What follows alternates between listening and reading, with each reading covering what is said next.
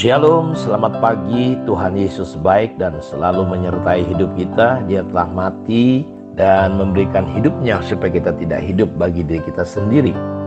Kehidupan yang Tuhan inginkan adalah supaya kita sebagai orang percaya selalu berbuah banyak. Karena itu dalam Yohanes pasal 15 di ayat yang ke-7 dan ke-8 sebagai ayat hafalan kita di gereja lokal kami dikatakan begini, jikalau kamu tinggal di dalam aku dan firmanku tinggal di dalam kamu, mintalah apa saja yang kamu kehendaki dan kamu akan menerimanya. Dalam hal inilah Bapakku dipermuliakan, yaitu jikalau kamu berbuah banyak, dan dengan demikian kamu adalah murid-muridku. Dalam ayat 16 dikatakan, bukan kamu yang memilih aku, tetapi akulah yang memilih kamu, dan aku telah menetapkan kamu supaya kamu pergi dan menghasilkan buah, dan buahmu itu tetap, supaya apa saja yang kamu minta kepada Bapa dalam namaku diberikannya kepadamu. Dalam Yohanes 15 ini kita melihat ayat 1 sampai ayat yang ke-8 sebuah prinsip yang Tuhan bagikan ketika dia mengilustrasikan dirinya sebagai pokok anggur yang benar. Bapakkulah pengusahanya, dan jelas dikatakan bahwa Bapa itu dipermuliakan. Kapan? Ketika kita sebagai orang percaya bisa berbuah banyak. Dengan demikian kamu adalah murid-muridku. Jadi cara atau ciri seorang murid sama dengan kalau dia berbuah banyak. Kita sudah tahu tentang perumpamaan tanah di tepi jalan yang berbatu, berduri, dan tanah yang subur yang bisa berbuah 30, 60, dan 100. Kalau dalam konteks penabur, hanya orang yang tanahnya subur, yaitu orang yang mengerti, orang yang mendengar firman dan mengerti, dia bisa berbuah. Jadi buah ini penting sekali. Buah ini bukan cerita sekedar pelayanan, karena ada banyak orang pelayanan tapi tidak berbuah. Buktinya di Matius 7 ada banyak orang berkata, Tuhan, aku udah mengajar. Banyak orang berseru-seru di hari-hari terakhir. Sebuah fenomena yang luar biasa. Banyak orang berseru-seru memanggil nama Tuhan, berdoa, menyembah Tuhan. Dan mereka berkata, tapi Tuhan berkata, aku tidak kenal kamu. Di dalam ayat sebelumnya, kalau Bapak Ibu tahu bahwa Tuhan Yesus sedang berkisah, bercerita tentang nabi-nabi palsu.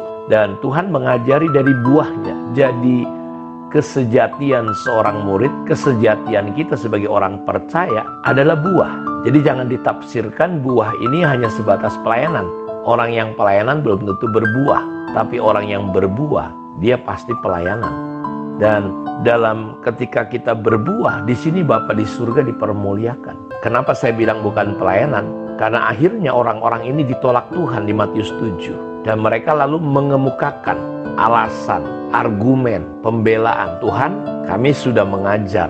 Tuhan, kami sudah pelayanan, bernubuat. Bahkan kami sudah membuat mujizat. Tetapi Tuhan berkata, aku tidak kenal sama kamu. Wah, ini luar biasa sekali. Aku tidak kenal sama kamu. Jadi jelas sekali, berbuah ini bicara tentang kehidupan Kristus. Perubahan karakter kita sebagai orang percaya. Dan kuncinya untuk berbuah adalah jikalau kamu tinggal di dalam aku dan firmanku tinggal di dalam kamu, mintalah apa saja yang kamu kehendaki, kamu akan menerimanya. Dalam hal ini Bapakku dipermuliakan jikalau kamu berbuah banyak. Dan dengan demikian, jadi buah itu adalah identitas kita sebagai murid-murid Tuhan. Makanya dikatakan Tuhan memerintahkan supaya kamu pergi dan menghasilkan buah, dan buahmu itu tetap. Efeknya apa saja yang kita minta, Tuhan akan memberikan kepada kita. Minta apa saja yang kamu kehendaki dan kamu akan menerimanya. Nah, perhatikan, saya ingin dorong Bapak Ibu untuk melihat kebenaran di sini. Jikalau kamu tinggal di dalam aku. Kalau kita perhatikan ayat-ayat sebelumnya, setiap ranting padaku yang tidak berbuah dipotong. Setiap ranting yang berbuah dibersihkan supaya ia lebih banyak berbuah. Jadi perhatikan, saya ingin ajak saudara melihat bahwa untuk berbuah banyak, kita ini perlu dibersihkan. Kita perlu tinggal, dan firman Tuhan perlu ada di dalam hidup kita. Tinggallah di dalam aku dan aku di dalam kamu.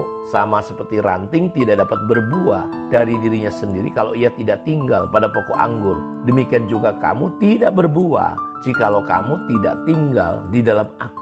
Akulah pokok anggur dan kamulah ranting-rantingnya. Barang siapa tinggal dalam aku dan aku dalam dia, dia berbuah banyak.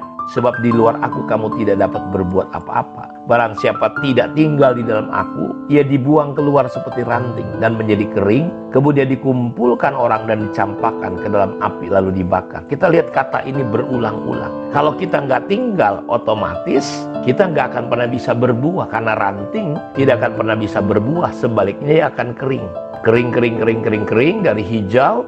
Tapi kalau dia tidak tinggal, otomatis dia mengarah kepada kematian secara rohani. Makanya ayo kita fokus.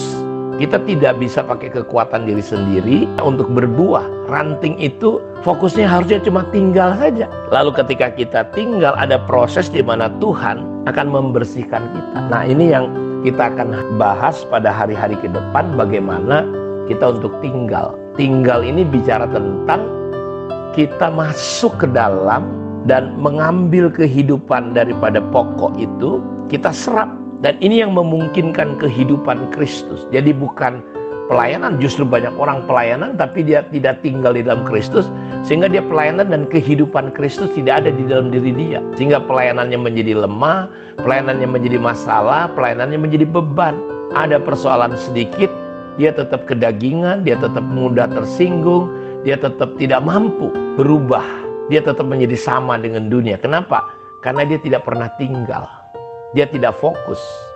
Karena itu, mari saya dorong untuk kita tinggal. Lewat apa? Doa dan penyembahan. Lewat worship. Dan Tuhan mau. Buah itu adalah sebuah dampak akibat ketika kita tinggal di dalam kehidupan, di dalam sumber hidup itu, yaitu Kristus. Karena itu mari saya dorong hari-hari ini Bapak Ibu, di tengah kesibukan kita, di tengah begitu banyaknya perubahan dunia ini, kesudahan segala sesuatu sudah dekat. Kuasai dirimu, jadilah tenang, supaya kamu dapat berdoa.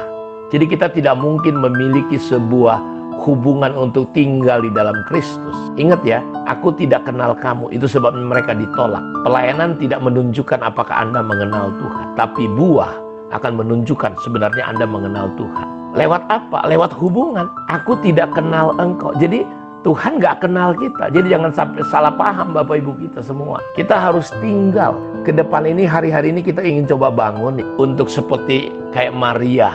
Dia duduk tenang di bawah kaki Tuhan. Beda dengan Marta. Marta sibuk sekali sampai dia akhirnya bersungut-sungut. Saudaraku ini gak bantu aku. Nah, lihat orang yang terlalu sibuk tapi kehilangan kedalaman hidupnya bersama dengan Tuhan, dia cuma akan ngomel-ngomel aja. Terlalu banyak orang Kristen hidupnya nggak pernah berubah, penuh dengan persungutan, penuh dengan penghakiman, penuh dengan tuntutan, penuh dengan ketakutan, penuh dengan kekhawatiran. Ayo saudara, tinggal roh saudara betul-betul menyatu dengan Tuhan seperti ranting, tidak bisa berbuat apa-apa. Biar kiranya renungan ini bisa menolong kita semua, dan hari-hari ke depan kita ingin belajar tentang worship, tentang hubungan, tentang intimacy, hubungan kita yang erat dengan Tuhan. Tuhan memberkati kita semua. Mari kita berdoa. Bapa, terima kasih biar ini memberi pencerahan, memberi semangat dan dorongan untuk anak-anak-Mu mulai mengambil untuk fokus hubungan kami semua ya Tuhan. Biarlah kami bisa menyelidiki bagaimana hubungan kami dengan Tuhan. Dan itu terlihat apakah kami berbuah atau tidak. Biarlah kami memuliakan Engkau dengan kami berbuah banyak dan kami jadi murid-murid-Mu. Terima kasih, diberkatilah semua anak-anak-Mu. Dalam nama Yesus kami berdoa. Amin.